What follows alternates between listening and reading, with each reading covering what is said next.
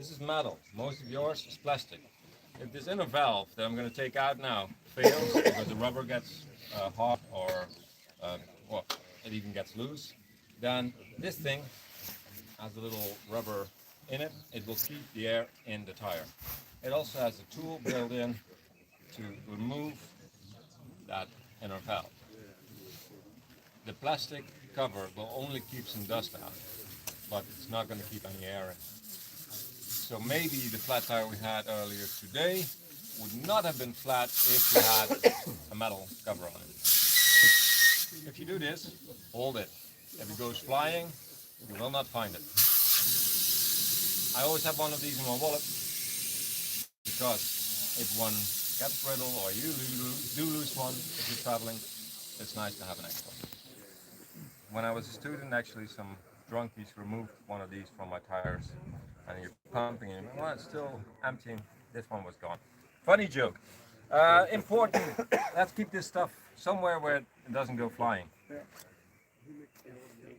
I just put it in this little pocket here, so I know where it is.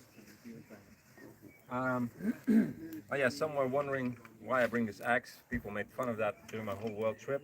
It's nice to have an axe. Why? To chop wood, to put dent pegs in, but also if you dent the rim, especially those of you that have tubeless tires, it's really nice to bash that back into place and actually have a seal again, because otherwise you need my tubes that I carry around as well to get that tire inflated as well. Anyway, okay, air is out, but that tire is still stuck. So we have a couple of methods to do that. This is why I bring the bead breaker. It's nice to loop it up with some WD-40 or just dish liquid to just put some lube in there. The idea behind this thing is you jam this fork in, and then this one goes in. You squeeze them together, and you try to break the bead like that. It's not going to work right away because it's been sitting there for a bit. I just move around a bit. People think it's hard work to do this. My ex-girlfriend, that was about your size, did this as well. It took her a couple of hours the first time, but she did it. It's all about strategically moving your body weight. So you should not see me sweat, especially in these conditions. It's all about, okay, if I have to work too hard, I'm doing something wrong. What am I doing wrong? So now I could get frustrated already in the same spot. Why is it not working? It should work. Just keep it on there. Looping it makes it even easier. But I could go around.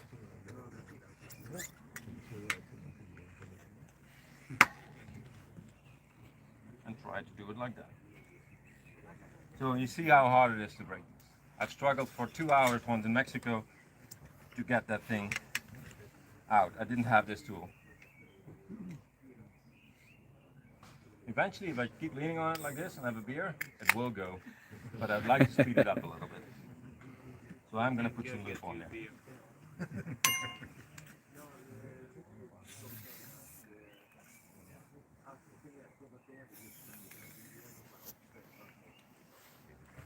The tricky thing is that now it's also going to be slidey.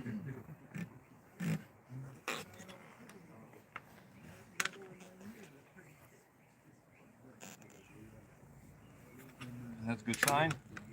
At some point it's going to stay down there and hopefully say pop.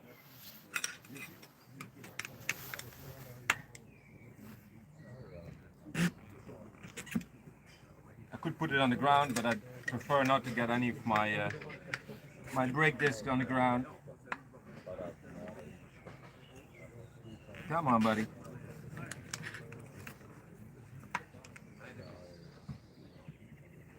I said 1 hour, right?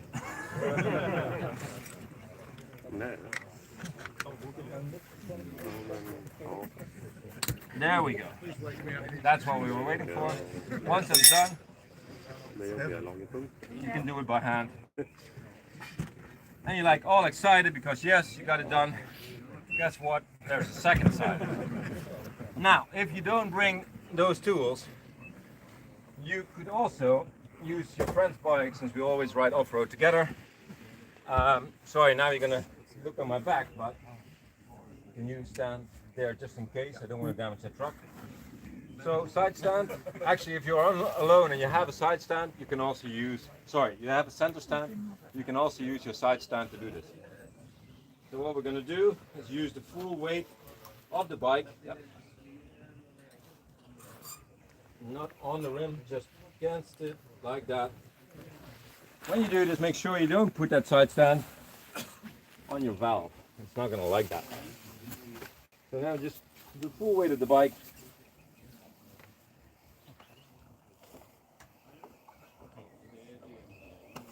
It is a bit stubborn. And we move it around a bit. It's nice to have that assistant. Guess what I'm doing? I'm putting it right at the valve.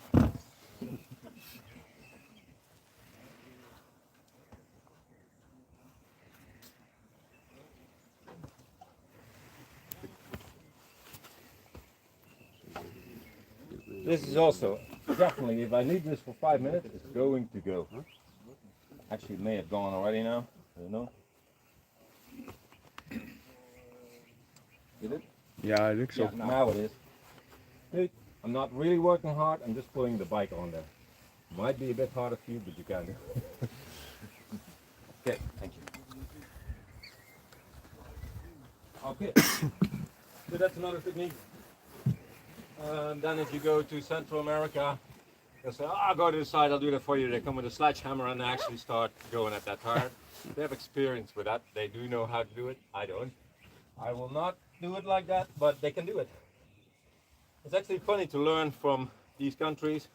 If we go and change our tire, they make us change our tube as well, because it may have worn, and I traveled with the same tube for 6 years. And if you go to Colombia, they have about 50 patches on the tube, and actually 3 nuts in there, because if they have a big gap in it, they pull it together with a plier. They put a leather strap around it with some cloth, and they let it go, and it keeps going again. So it's all about perspective. What do you consider safe or not? I'm getting hot. Almost sweaty.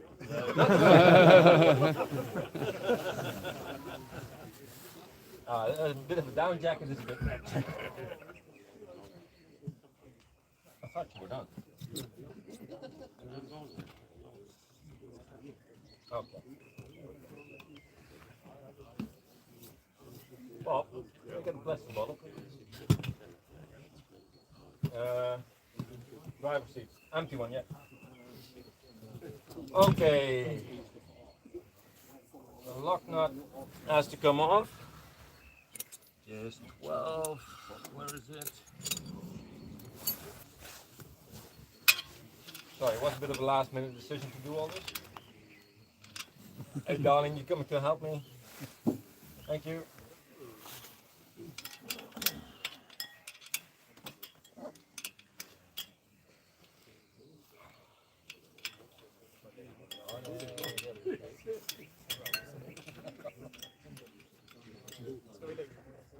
Come on. This is stuff that I normally do before. Right, the bottle. What is the bottle going to do? There's these beautiful rim protectors that cost like only $12, but they're bulky and you have to carry them around and you only use them now and then. This works just as well. You just need this beautiful piece of Swedish equipment, good knife, to make some rim protectors out of a bottle. Coke bottle, even better. No, that's not a commercial, it's just thicker plastic, so you won't go through it. What do you need? Is it just for protection? So you don't scratch the rims. I don't care about it, but yeah, some people have beautiful brand new BMWs and they want to keep them like that. Yeah.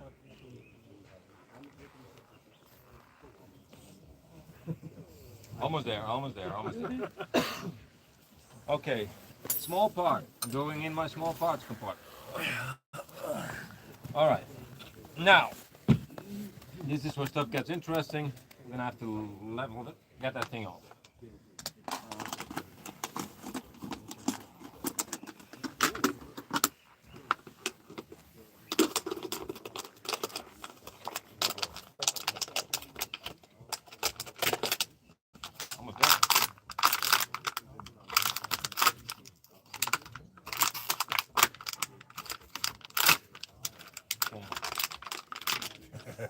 Oh yes, no, there's no food, darling. Sorry.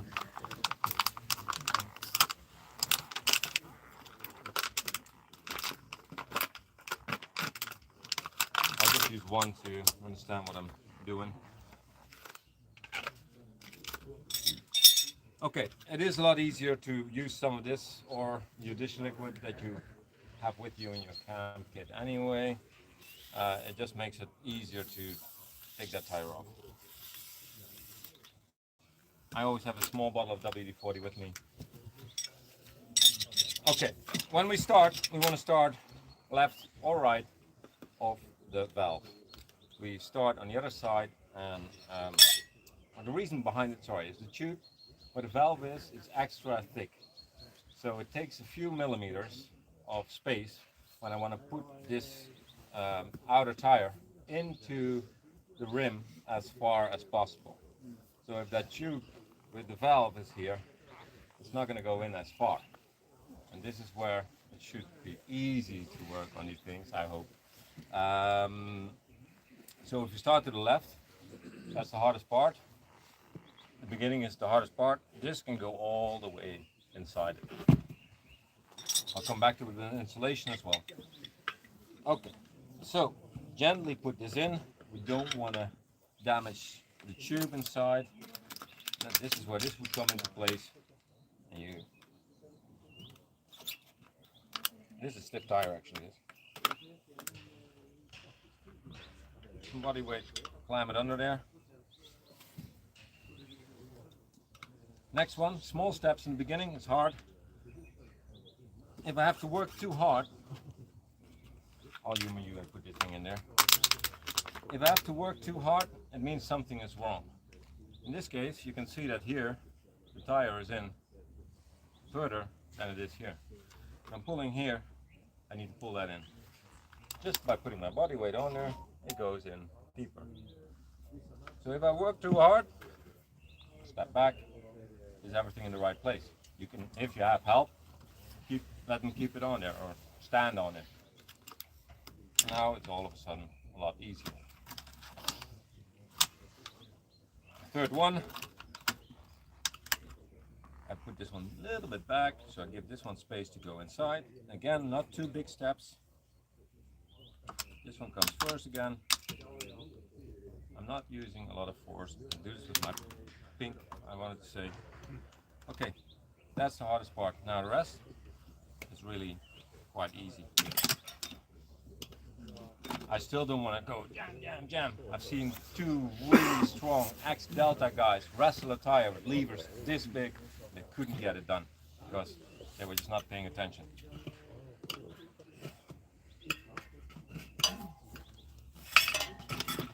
Okay, that was that part. Questions so far? No? How often do you damage the slang? The tube. How often do you damage the tube? I had a flat tire last week. I picked up. Change it. When you change it. Oh, well, it's basically. I'll show you.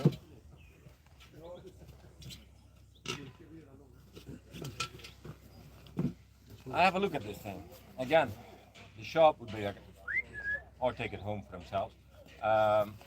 But if this feels nice and pliable and there's no cracks in it or anything like that, there's nothing wrong with that tube.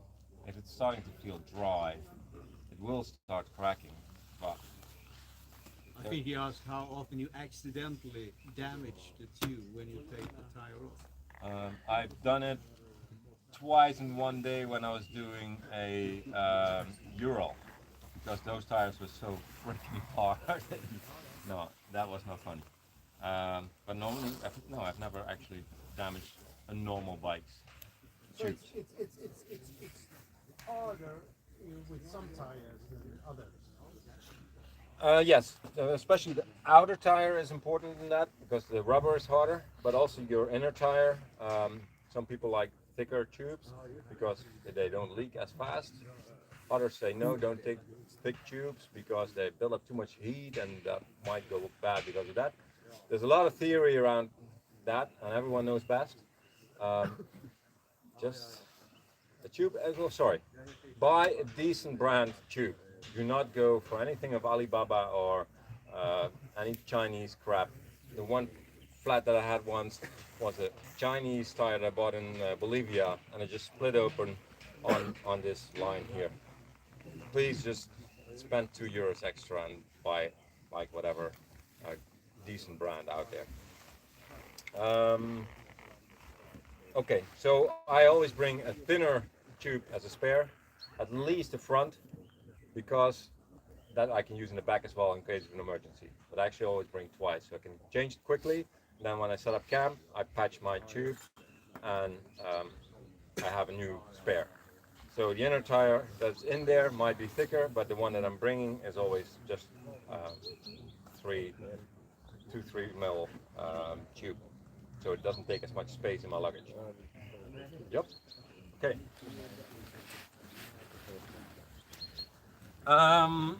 Yeah. So that was the first part. Now the second part is normally a bit harder. Let's try 2 of these. This is why I actually had it on. I'll clean it up, I promise. Okay, so getting it off now, this is where it gets a bit tricky. If you have a harder tire, it's gonna be more difficult. What I do normally, and yes, there's different techniques. Some people say you put the rim inside the tire all the way, and then you can just take it out. Yes, that works with some bikes. This is again why you should try it. YouTube might tell you this as well. But for this bike, for example, it does not work. So I don't do that. I tried. So what I'm going to do now is just lever this over the tire. And hopefully they stay where they need to be. And this is where body weight comes into place again. Yes, it's nice to have an assistant, but not necessarily always necessary. Actually it's there already, just because I used some lube. It could be that I'm sitting here for 5 minutes with my knees on that tire. I'm just giving it the chance to come loose and slide off. WD-40 or anything on that really makes it easier. So prep you can start fighting it first to make it fun, but if you prep it with WD-40 and dish liquid, it actually comes off quite easily. Okay, that was an important part.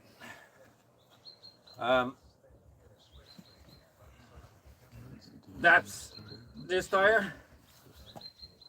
That one doesn't do that. So hang around, it's going to be fun. Okay, why do we want to do that ourselves again? I have an opportunity to check this thing as well. I can see now, I've seen 2 Transalps out there today, 1989. They might have some rim rod on it. If you have rim rod, they might start flaking off, and sharp flakes might actually create a leak. So I want to see the condition of my rim. I can check it out. I can see if it's dented or not. I actually see some rust here. Not that bad. Also, the condition of this rubber is important. They do break. You can take it off. You can use duct tape to replace it. Why is that important? These spokes might actually rust a little bit as well, becoming a bit sharper and dig into that tube. If you cover them up, then there's no contact. Alright, so yeah, I do want to check that out. Again, these things feel if they're nice and smooth. Then we can start putting everything back together. The guy here that wanted to have a try at putting the tube in first and then, no, he's not here. That's a pity. Okay, then we're doing it my style. This is the part where I get a little bit OCD because I've done it wrong before, and then you have to start again. Important for me is to line this thing up with my bike. I see it going in that direction, and then there's these stunning arrows somewhere on it here. Rotation, rear tire, not front. that's easy. But it goes in that way. So if I put it down this way, that means that my brake disc has to be on that side. With a bit of luck, there's also an arrow on this side showing me that way. If I put it straight up, this is where my sprocket is going to go. So that's going to be okay like that. Perfect. Important, WD-40 or dish liquid. Some people will tell you WD-40 will deteriorate rubber and it's not good for your tires. Yes, theoretically that's true, but it evaporates fast enough to not do that. If you would soak your tire in WD-40 for weeks in a row, it would probably not be good for your rubber. I've never had an issue with this. Different opinions out there. Feel free to share them later on, but this is just how I make it happen right now. Okay, so double checking, arrow going that way, yeah. With a bit of luck, we can push the first step in just like that, as long as we loop it up properly. With a bit of luck, there's your luck. No, not that hard. Did you see me sweat? Did you see me work hard? No, I don't work out that much, as you can see by my belly pop. You can laugh. Where are you? Okay, so that was easy. Now, shoot. This is a funny part of it. There's a nice tool, wire that you can actually screw into your valve and then pull it through. So you first pull it into the rim, out, then in the valve, and then you can pull the whole thing through. Why is that nice?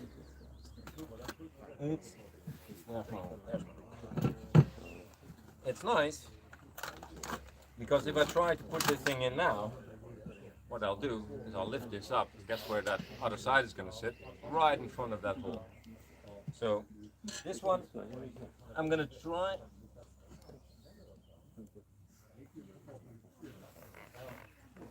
I already hurt my finger last time. I'm not going to do it. So what are we doing? We're going to undo some of the work we did, partly, by using this guy. So I'm going to go back to the other side and make sure with that, if I pull on this tire here, I cannot pull the other side of the tire in front of the hole. If you forget that lever and you start levering that tire in place and it's going hard and stuff, step away, have that beer. What am I doing wrong? That lever is still in there. Okay. So this tire is actually so stiff that I don't have a lot of space now to work. It's nice to have an assistant here with small hands, but we're going to try it without. I just put another lever in and I put it on its side. And that should create some space for me.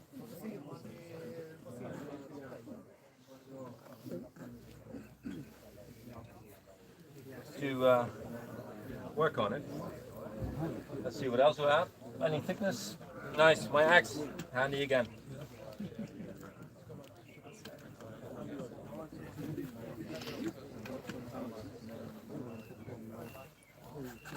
Okay. A little bit more. So now I created some space to get that thing in there. It is a stiff tire. It's not that easy.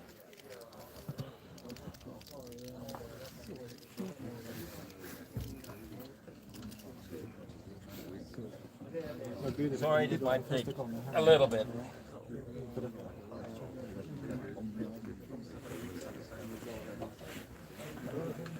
There it is.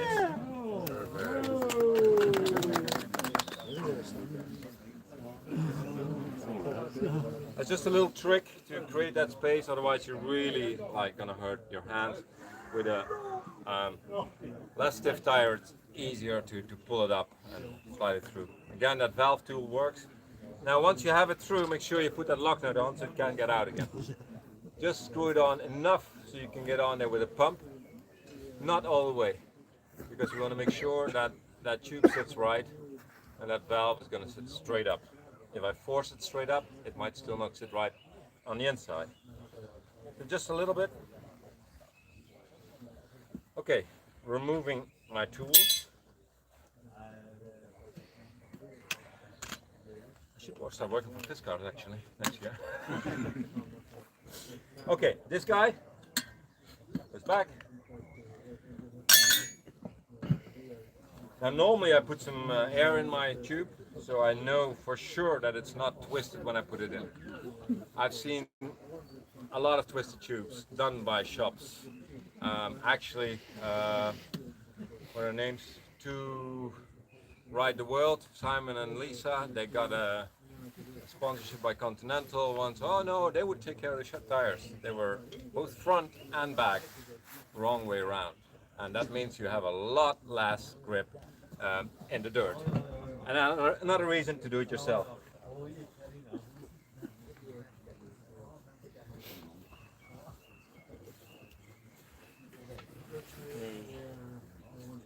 It's actually a little bit twisted.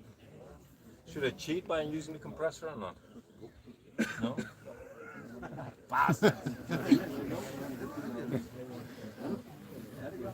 No, it's gonna be okay. I'm just feeling with my hands now if there's any twists in it. Again, if you inflate it a little bit, not too much, but a little bit, so just it's rounded, and you are sure, and you can still put the tire on like that. Another thing we're going to pay attention to, if there is, is this tubeless? Yeah, right? Tubeless. You can still use the tube, of course.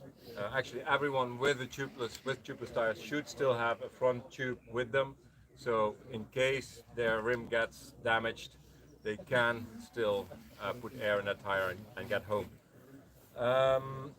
On tube tires, there will be a red or yellow dot, and that is sort of a balancing thing that they put on there already. That dot should always line up with your valve.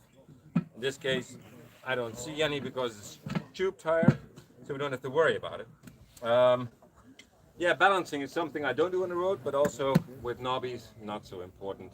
If you plan to go in Germany with 160 kilometers an hour, then I would recommend balancing that wheel. But guess what? They have roadworks all the time. You won't go 160 kilometers an hour anyway, so don't worry. All right, let's get this thing in. So, as we said before, we start and we finish at the valve. So now the beginning is easy, put it on. The final bit, this part, is going to be hard. So there is where I want that tire to sit in that rim as far as possible. So I don't want any extra rubber there.